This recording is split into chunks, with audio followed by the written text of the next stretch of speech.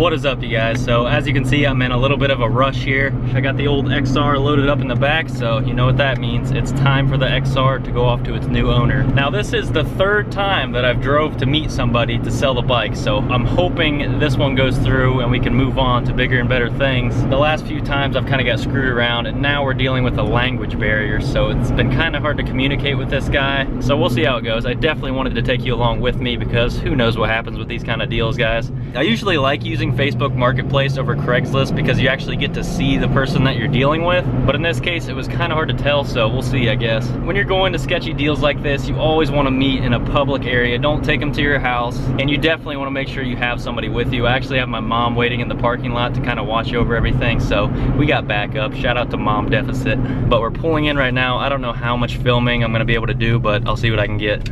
A few moments later. Oh my gosh, so that was quite the situation. I was sitting there in the parking lot waiting on the guy to come, and he kept saying that he was next to the gas station. Well, I was next to the gas station and he was nowhere to be found, so I was getting frustrated. I was walking around, it was getting really sketchy, and then sure enough, I looked back through the messages and I sent the wrong address. I just copy and pasted it from maps, and it was the wrong grocery store that I was meeting him at. Ugh, that is so frustrating. So now, instead of making him drive all the way over here, we're just gonna head over to him. It's like 25 minutes away, so it's not too much of a deal. But I didn't want to make him drive all the way over there, so we're on our way again to go meet this guy. Hopefully it goes through after all of this hassle. I'm gonna be pretty upset if he ends up not wanting to buy it. But I think it's gonna work out. He actually has a friend driving separately that has a pickup truck, so he originally asked me if the bike would fit into a Honda Pilot, and I was just like, no, ain't gonna happen.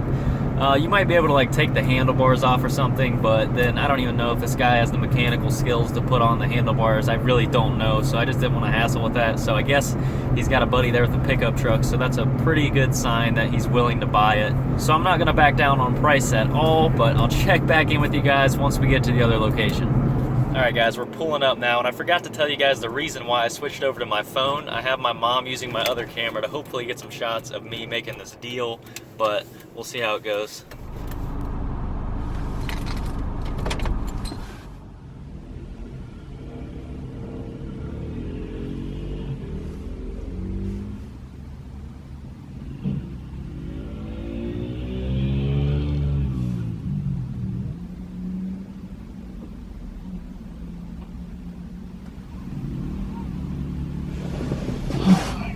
Really?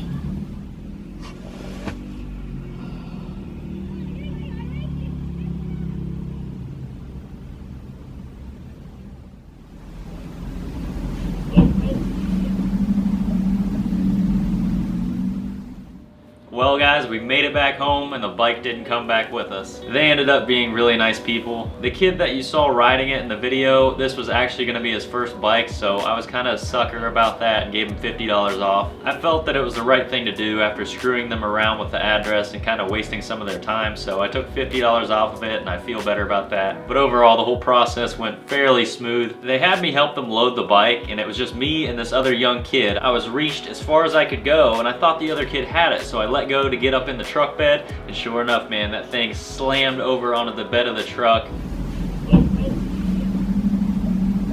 It wasn't even their truck, so I felt bad about that, but it really was the kid's fault. Other than that, it went really smooth. I'm excited that this kid gets to enjoy this XR as his first bike. He can definitely use it for years to come, and it's a small motor from Honda, so it should treat him well. I guess he just rides it around the neighborhoods and stuff, so it's fairly quiet, so he should stay out of trouble. And for the most part, it's just a great all-around bike. I'm sad to see it go, and that gets me into the topic of today's video. Can you make money flipping dirt bikes? Now, obviously, if you find the right deal, you can make money on something. If you guys remember, a few months ago, I picked up that XR in non-running condition for $650. Now, I'm not going to tell you how much I sold it for, but I pretty much doubled my money. But it definitely wasn't a quick flip by any means. I probably had the bike on the marketplace for like 3 months, but I finally got it sold. I could have sold it for a little bit less a long time ago, but I'm stubborn. I held out, and I probably should have sold it earlier on so I could have moved on and kept the process going of making money and trading your way up to bigger and better things. And that's really what I'm trying to do, guys. I want to keep things fresh on the channel. I want to be able to reinvest this money back into my content. And these videos take a lot of time, so that extra money definitely helps. But there's definitely money to be made flipping dirt bikes. You definitely run the risk of buying something that's not what it seems like, as with anything. So you just have to be careful with that. And you can really tell how a bike's gonna be by just judging the character of the person. Eventually I'm gonna work my way up to selling cars and whatnot, but I'm not sure as far as legality of how many cars you can sell a year. I haven't really looked much into it, but that's definitely gonna be something I'm into in the future. But other than that, it's definitely a good way to get some extra money. I think it's fun personally. There's always a small adrenaline rush when you're dealing with these random people, and you get to ride a bunch of different bikes along the way. So that's awesome for me to keep bringing you guys new bikes onto the channel. It keeps things interesting and it keeps it fun for me. I know you guys don't want to see the same things over and over again, but I'm sad to see the XR go. I know you guys are too. So I put a little compilation together of the best times we had on that bike. So I'm gonna go ahead and play those clips now. I hope you enjoy. Sure enough, I found another XR, a little bit newer. It's the newer body style, and it's about an hour away from me, but it was way too good of a deal to pass up. So I thought,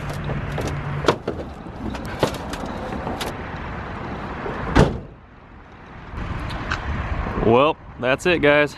Got her all loaded up and ready to go. Made the deal, and I'll go ahead and fill you guys in. This thing is insanely clean. Whoever had this bike took really good care of it.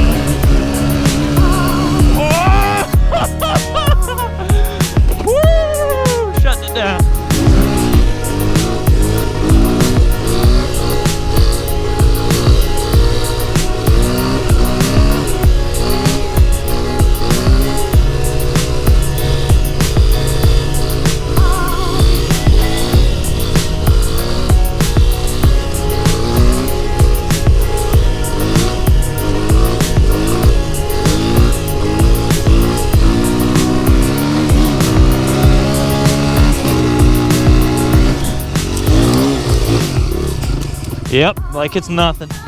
That's pretty steep, guys. I know the GoPro won't show that, but this thing is definitely the trail bike to have. Woo!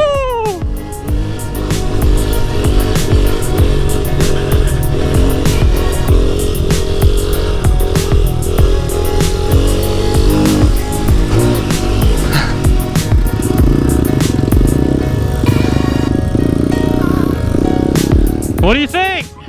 Yeah. Do you like it more? I don't know. Yeah. It's different. Yeah, it is.